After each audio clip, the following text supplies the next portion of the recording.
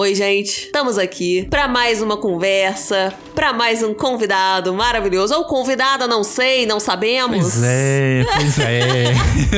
Estamos muito chiques com convidados maravilhosos. Não, gente, essa temporada a gente tá um nojo. É só gente incrível. E é só gente que a gente admira pra caramba, sabe? E é só gente que tem histórias cabulosas. Sério, gente, fica até o final porque esse episódio está imperdível. Oi, eu sou o Vitor. Eu sou a Cibele. E sejam bem-vindos à Terra do Medo. Um podcast aconchegante pra gente conversar sobre o universo do terror. Oi. Pode entrar, véia dos causos.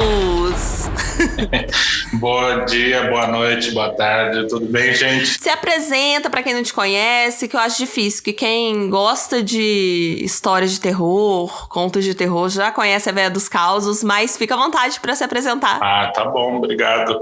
Primeiro, agradecer pelo convite de vocês, um prazer enorme estar aqui com vocês. A gente que agradece. Sempre bom, tô escutando pelo sotaque que vocês são mineiros. Acertou. Acertei? Oh, terra boa de causa, né? Gente, e eu sempre juro que eu não tenho sotaque. Pois é, foi pego no pulo do gato agora. Ah, mas vocês estão na terra certa, pra quem gosta de causa, é o melhor lugar que tem. Verdade. Aqui tem bastante. E, bom, deixa eu me apresentar. Eu sou o André, eu sou uma das véias por trás da véia. Agora nós começamos, éramos só eu e minha esposa, a Lorena, e faz pouco mais de um ano, foi em junho do ano passado que a gente começou com a conta no Twitter, né? No meio da pandemia, foi assim, foi sem grandes pretensões, sem grandes... foi meio que ao acaso. Eu seguia muito aquela @relatos de terror, né? E eu falei, a gente tem bastante história para contar, né? A gente começou a conversar sobre isso, falei, vamos contar algumas histórias. E aí criamos uma arroba, mas assim, a gente criou essa arroba mais por... Não era nem a intenção de, vamos criar uma arroba específica para isso, tal, mas foi mais para manter meio que uma impessoalidade.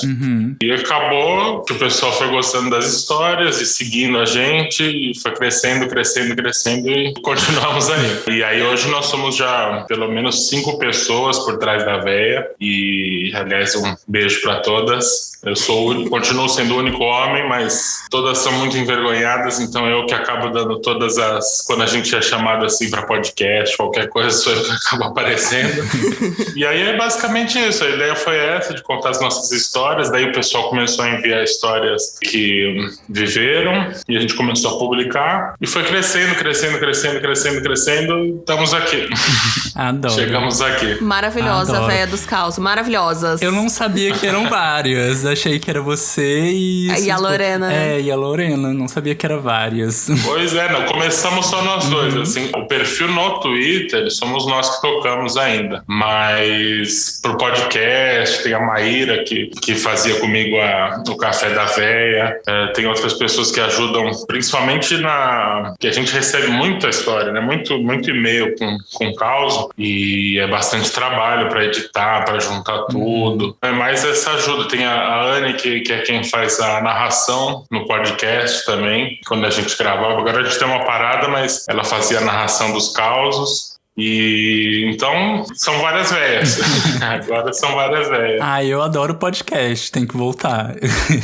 Eu quero voltar também, quem sabe em breve, mas prometo, estamos com uma ideia aí de fazer no mínimo um especial de Dia do Saci que tá chegando. Ai, amo. Eu já quero esse episódio. Tem que ter, né? Ano passado teve, esse ano provavelmente vai ter também. Oba! Eu adoro, gente. Bom que Halloween o pessoal fica... A gente que gosta de terror, a gente fica coçando, querendo fazer alguma coisa especial. Sim. Outubro é um mês propício, né, pra gente. Sim. E André, a gente sempre também começa aqui perguntando pro nosso convidado, quem é você na Terra do Medo? Como que você começou a gostar dessas coisas, assim, de histórias de terror? Como é que foi? Você já gostava de filme, já gostava de contos, livros? Como que foi que você começou a gostar desse assunto? Então, na verdade, eu não sou fã não acompanho, não consumo, não consumia tanto, né? Agora eu consumo um pouco mais. Não é nem que eu tenho medo, mas não tinha o costume mesmo de consumir. Então, as histórias que a gente conta são que a gente viveu ou que contaram pra gente, da nossa família, de amigos nossos ou pessoas que a gente foi encontrando ao longo da vida. Mas assim, de consumir, lógico, já li muitos livros, gosto muito, leio até hoje, li muitos livros do Stephen King, li livros de investigação também, que tem um pouquinho de coisa para quem gosta de terror, também acho que gosta de suspense, tem tudo a ver, né? Sim. Acho que deve, biologicamente deve envolver partes do corpo parecidas. Sim. Mas aí eu acabei consumindo mais porque agora eu recebo muitas histórias. Então eu meio que consumo muito essas histórias que o pessoal manda. Mas desde pequeno eu sempre gostei muito. Eu, inclusive, até outro dia estava achando graça, estava até mandando para as outras véias, que a gente tem um grupinho no Telegram, estava mandando para as outras véias que eu estava mexendo em documentos antigos, estava organizando minhas coisas, e tinha uns textos meus de quando eu devia estar, sei lá, 2ª série, 3ª série, eu era um piquititico e tinha assim, história de fantasma. Ah, meu Deus. Eu escrevendo história de fantasma. A vingança das almas. Eram umas coisas assim. Sensacional. Então, acho que... e as histórias eram boas. Surpreendentemente boas. Conta todas. Esse gosto vem vem desde pequenininho, assim, aparentemente. Eu tinha esquecido desses textos, mas eu acho que toda criança tem, no mínimo, curiosidade pelo assunto, né? Então, interesse sempre vai haver. Talvez a gente vá crescendo e algumas pessoas vão se desinteressando pelo assunto, mas sempre tem curiosidade. No mínimo, curiosidade, acho que todo mundo tem. Então, quando a história é diferente, uma história boa, é difícil alguém não querer ler, não se interessar por ler. Acho que ou escutar, ou dependendo do forma, um filme bom, acho que tirando as pessoas que têm pavor de ver filme, mas eu, por exemplo, aproveitando o gancho, eu não gosto de filme de terror que tem susto. Eu acho que susto é um elemento de quem não tem criatividade pra pôr medo. Eu também não gosto quando o susto é muito gratuito, assim, né? Só pra botar medo mesmo. Exato. Eu acho que, assim, existem milhões de formas de você transmitir o medo pra quem tá assistindo. E aqueles filmes que só se baseiam em susto, eu particularmente não gosto. Eu acho que eu prefiro assistir um Iluminado da vida, que o medo, pra mim, o medo tá na música, por exemplo. Algumas cenas, mas não tem susto. Se você analisar, não tem o que eles chamam de jump scare, né? Aquele susto, que é o susto gratuito, né? Como você falou. E tem tudo a ver, né? Porque quando a gente tá lendo um caos, uma história, não tem aquele momento de susto. Tem aquele momento que você vai ficando mais tenso. O que tá acontecendo. E a imaginação também, eu gosto muito que nos causos, a imaginação te leva, né, pra um outro universo e a gente acaba tendo medo do que a gente imagina também, né? Exato. Essa é a graça, pra mim a graça da leitura é essa, né? Que não tem nada gráfico ali que faça você imaginar aquilo que a pessoa tá vendo, que a pessoa tá sentindo. Então, você imagina isso, você se coloca no lugar da pessoa que tá ali sofrendo aquilo e o medo aumenta. Acho que não tem nada pior, nada mais aterrador do que você se colocar no lugar da pessoa que tá passando por uma situação de medo, né? Sim. E já que a gente tá falando de memórias e sentir medo, você tem alguma história sobrenatural que você passou e que você lembra e isso te marcou muito? Ou alguma experiência estranha?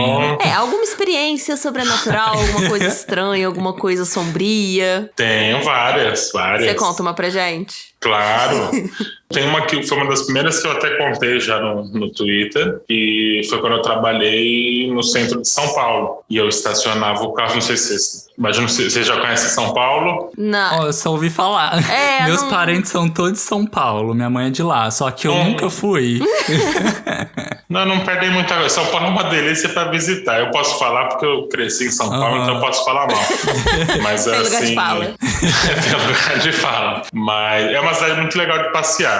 Mas pra morar... Mas enfim, voltando à história, não vamos entrar nessa discussão de São Paulo, porque senão vai ficar a noite inteira aqui.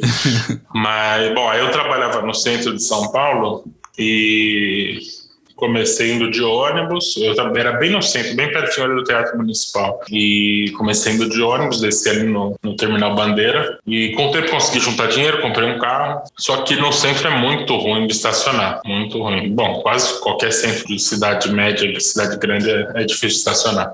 Imagina São Paulo. Aí eu procurei estacionamento, eu ganhava pouco, não era um salário também nada uau. Isso a gente está falando de quase 20 anos atrás. E achei um estacionamento muito barato.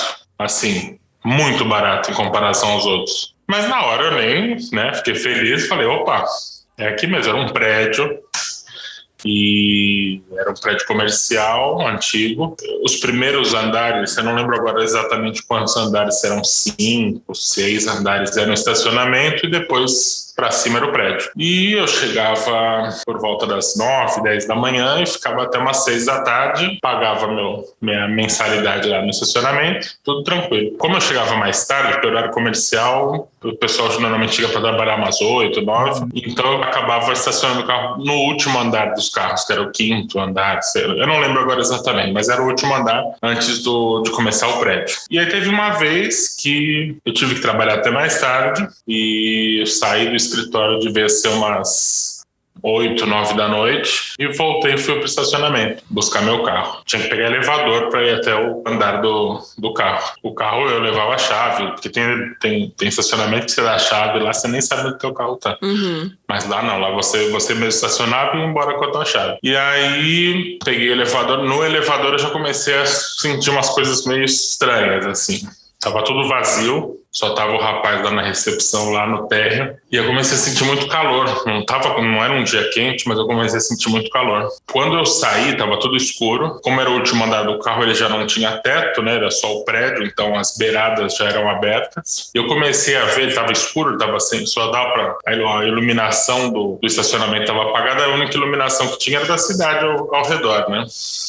E então eu comecei a ver umas sombras, uns vultos no estacionamento. Eu vi um vulto caído no chão, assim, como se estivesse deitado no chão, perto do meu carro. Só tinha o meu carro estacionado lá. Que situação. E no último ainda. Pois porque como eu chegava à tarde, não tinha vaga em nenhum outro lugar. E aí eu escutava uns murmúrios, assim, gente, dava para perceber que quem estava ali, independente do plano que estivesse, estava sofrendo. Assim, eu não sei quanto tempo passou, deve ter sido pouquíssimos minutos entre eu ir do elevador até meu carro, mas assim, para mim foram horas de muito medo, de não saber o que estava acontecendo. Assim, eu sabia que não era deste plano, digamos assim, mas eu queria entender o que era aquilo que estava acontecendo. Por quê? Que lugar era aquele? Que o sofrimento todo era aquele. Aí abriu a porta do elevador, era o recepcionista, o rapaz do estacionamento. A hora que ele apareceu, meio que tudo se acalmou. Assim, meio que eu voltei ali para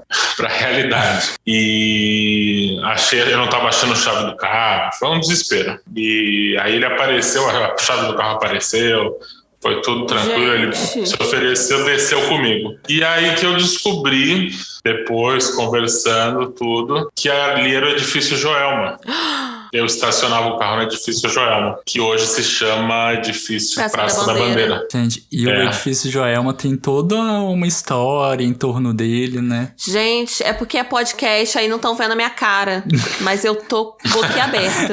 Pois é, Edifício Joelma, pra quem não sabe, se eu não me engano, no ano de 72, ele pegou fogo. E morreram, acho que mais de 300 pessoas lá dentro. Morreu bastante gente. E eu ia comentar uma coisa esquisita, porque você comentou que começou a ficar muito quente. Eu falei, aí eu pensei na hora. Elevador. Não, e eu pensei na hora, engraçado, porque geralmente, quando tem presença, assim, as pessoas falam que fica mais gelado, que fica frio. Sim, Só que depois tudo faz sentido. Ai, que nervoso. E aí depois, você conversando, contando essa história e tal, você vai descobrindo um montão de coisas novas, né?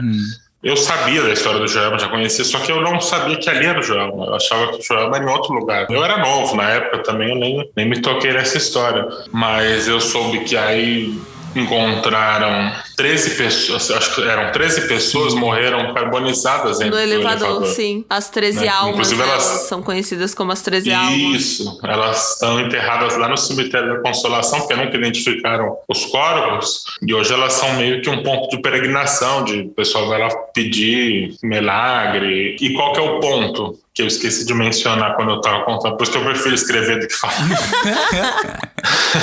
Eu estava com minha garrafinha d'água na mão, e as pessoas, quando vão pedir algum milagre, e o milagre é supostamente atendido, elas agradecem com um copo d'água nesses 13 túmulos, né? E porque dizem que essas almas têm sede, como elas morreram queimadas, elas têm muita sede, elas precisam de água. Então, pode ser que a água que eu tinha também tenha Atraído, criado né? algum tipo de conexão aí. Mas essa é uma das histórias. Nossa, mas assim, essa história é um pé na porta, né? Eu não esperava pelo Essa plot. é pesada. Não, é pesada. E aí também uma coisa que foi... Acho que foi até quando eu publiquei essa história e uma moça comentou que, eu não lembro em que ano, 2000 e pouco, resolveram abrir uma balada no térreo do Joelma. Não sei se vocês souberam dessa história. Não. Chocada.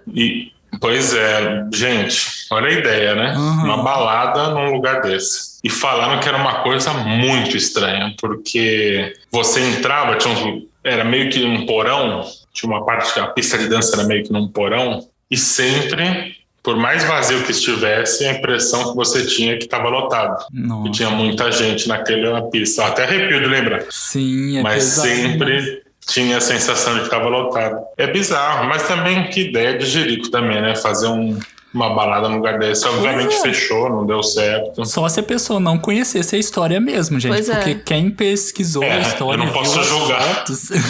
Mas você que cresceu lá em São Paulo e tal, as pessoas geralmente... Mas você tinha mais interesse, né, por esse tipo de história. Mas as pessoas conhecem mais facilmente, assim, porque... Aqui, por exemplo, as pessoas que eu conheço geralmente conhecem, sei lá, de linha direta, porque teve o caso, ou então quem se interessa mais por esse assunto. As pessoas, no geral, conhecem essa história? Da nossa, assim, pessoal mais novo, não. Pessoal que viveu, com certeza. Porque foi muito forte, foi uma coisa que todo mundo ficou sabendo. Naquela época, nos 70, praticamente todo mundo trabalhava no centro, então todo mundo viveu. Quem vivia em São Paulo naquela época, no mínimo, conhece alguém que estava vendo o que estava acontecendo. E era um edifício comercial também, né? Era um edifício comercial, era de se eu não me engano, ele era inteiro de uma única empresa, acho que era de um banco, era uma coisa assim, eu não lembro agora exatamente. Mas assim, foi uma coisa catastrófica e todo mundo que morava em São Paulo soube. Então, gente que é mais velha sabe das histórias. Os mais novos, a geração que pegou linha direta pode saber. Mas, assim, um pouco mais novos, provavelmente não conhece. A maioria acho que não conhece, não. Nossa, mas é isso. Você deixou a gente sem palavras com essa história. Eu não esperava. Na hora que ele falou, eu liguei já. Então faz todo sentido ele ter começado a sentir já ali no elevador. Ai, gente. E faz sentido ser barato também, E né? corajoso, né? De não ter corrido dali. Você continuou estacionando o carro lá? Claro, gente, era muito barato. No caso, vale a pena. Vale a pena. Você já tinha visto aquilo mesmo, né? Já passou, né, pela experiência. Já entendi o que estava acontecendo, mas assim, eu evitava ao máximo sair tarde do trabalho. O recepcionista até ofereceu de eu deixar a chave quando eu soubesse que ia ficar até mais tarde para ele descer meu carro, porque eles sabiam. Isso é uma coisa curiosa, né? Essa naturalidade das pessoas que trabalham ou moram em lugares que têm esse tipo de atividade, digamos assim, de presença. Para elas é uma coisa tão natural que esse é o exemplo mais claro, né? Que o cara chegou e falou, se você quiser você deixa a chave comigo que chegou 6, 7 da tarde, que o pessoal, a maioria já foi embora, eu desço teu carro, fica aqui no térreo, tranquilo. Então eles já têm uma convivência tão grande com o sobrenatural que para eles é uma coisa banal, né? Cotidiana. Trabalha lá, né? Convive todo dia. Já tem ali um... Um detalhe é que esse estacionamento, eu não sei agora, obviamente continuou um estacionamento lá. Na época ele era 24 horas. Agora imagina a quantidade de histórias que essas pessoas que trabalham de madrugada não têm. Nossa, então fica a dica aí se vocês quiserem ir atrás. Gente, Gente do céu, eu tô muito chocada. Pois é, eu adorei a história. Assim, adorei, né? Não gostaria de ter vivido. A experiência já não... Mas ouvir foi muito bacana. É bom de ouvir. Pra finalizar, a gente também pede pro nosso convidado dar uma dica nesse Halloween, assim, de alguma coisa de assistir ou ler, ou um caos. Uma indicação pro Halloween, né? Pra morrer de medo. Pra morrer de medo? Nossa, se der... né? Eu exagerei. Peraí, vamos... Olha, gente, eu vou fazer uma recomendação um pouco fora do normal, do comum. De que lugar de Minas vocês são? Desculpa. Juiz de Fora. Ah, Juiz de Fora. Sim. Eu vou fazer, então, uma recomendação diferente. Em vez de... Acho que ano que vem, se tudo der certo, a gente já vai ter saído dessa porcaria de pandemia. Espero. Então eu recomendo para quem tiver condições, passou o carnaval, a gente vai estar no período de quaresma, vai para Ouro Preto, passa um fim de semana em Ouro Preto, Sim. Anda de madrugada nas ruas de Ouro Preto. Tem muita história e pronto. Já é bem assustador, mas tem que ser na quaresma especial lá, recomendo. É verdade. São João del Rei também. São João del Rei. Nossa. Tiradentes, recomendo. Sim. Mas assim, de dica cultural... uma dica cultural também, né? Se for parar pra pensar. Não deixa de ser. Eu gosto muito de folclore. Eu acredito que vocês tenham visto Cidade Invisível. Eu não assisti, você acredita? Assista. Não assisti. Eu deixo de dica, então, para quem puder assistir Netflix. Desculpa, Netflix, pode me contratar aí, a publicidade gratuita. A gente tá aceitando. Mas recomendo, muito, muito. Eu gostei muito, assim, achei muito bonita a série. Porque tem Saci, eu quase choro. Eu adoro o Saci, acho lindo, folclore e tudo. Eu achei muito legal, muito, muito interessante a ideia da série, então recomendo para quem estiver escutando a gente. Sim, ainda quero assistir tudo. Eu ouvi o pessoal falando bastante bem, assim, né? Sim. Dessa série. Assistam, gente. Vocês esperem esse serviço de streaming, que eu não vou mais falar o nome, porque não tá pagando a gente. Pode falar. Assistam, que vale a pena, viu? Muito legal. Pois é, então fica a recomendação. E André, muito obrigada por ter participado da Terra do Medo. Eu espero que você tenha gostado. Eu posso falar que eu gostei muito. Eu também gostei. Adorei. Quando quiserem me chamar, eu já falei, eu sou tagarela. Pode me chamar que eu adoro falar. Pois a gente ama. Pois é. A gente adora. Desejo muito sucesso pra vocês. Obrigada! Obrigada mesmo. A gente tá muito honrado, gente, porque adoramos Véia dos Causos. A gente sempre foi muito fã. Sim, e André, fala os arrobas, onde que vocês publicam, né? Tem um podcast também. A gente publica mais no Twitter, com um delay bem grande no Facebook, porque o pessoal do Twitter é mais legal que do Facebook. Concordo, eu tô lá.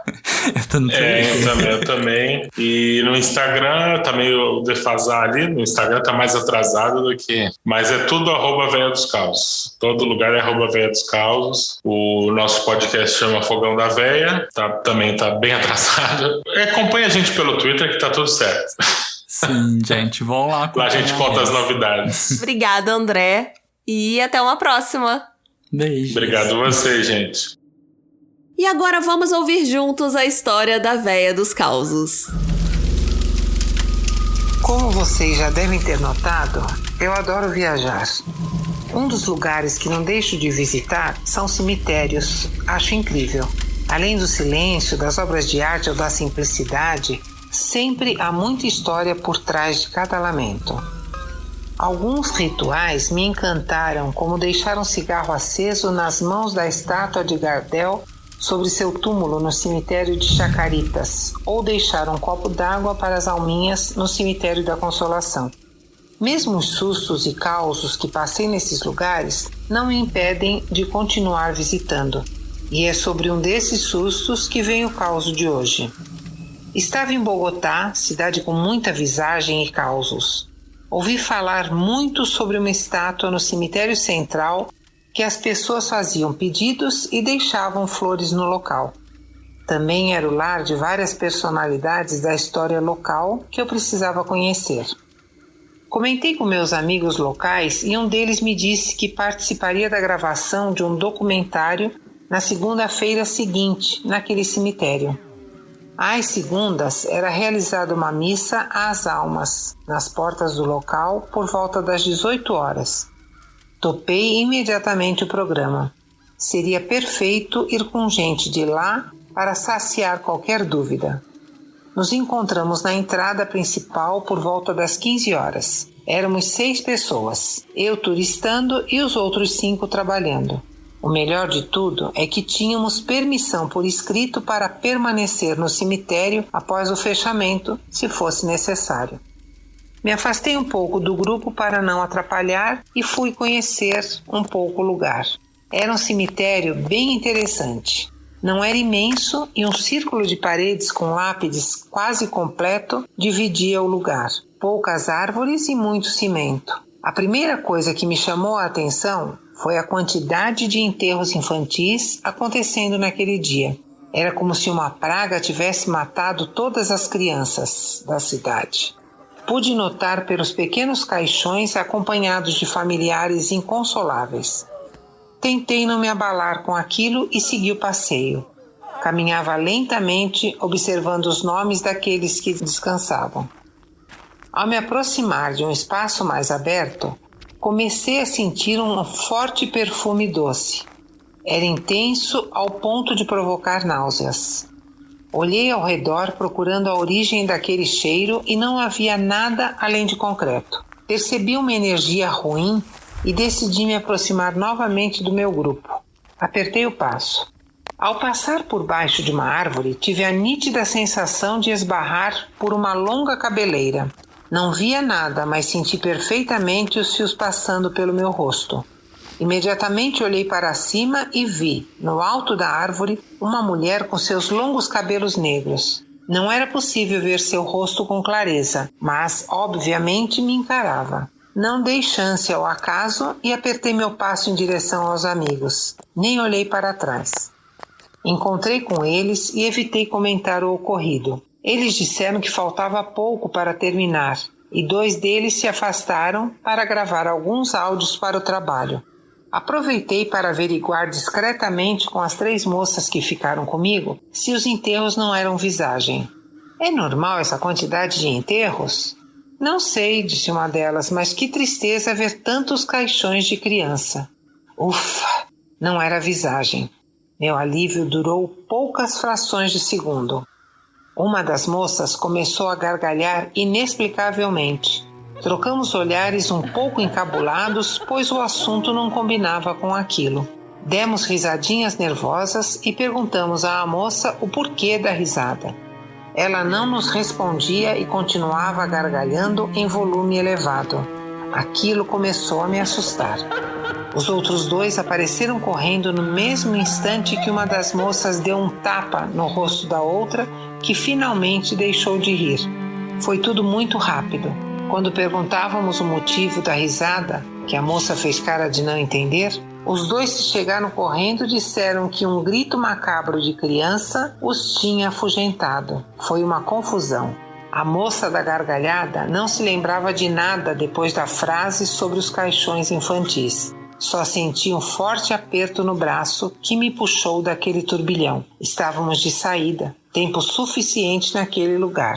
Não esqueço o leve sorriso do guarda que nos abriu o portão de saída, como se soubesse de tudo. O forte cheiro de cera queimada e as vozes que rezavam na missa da calçada.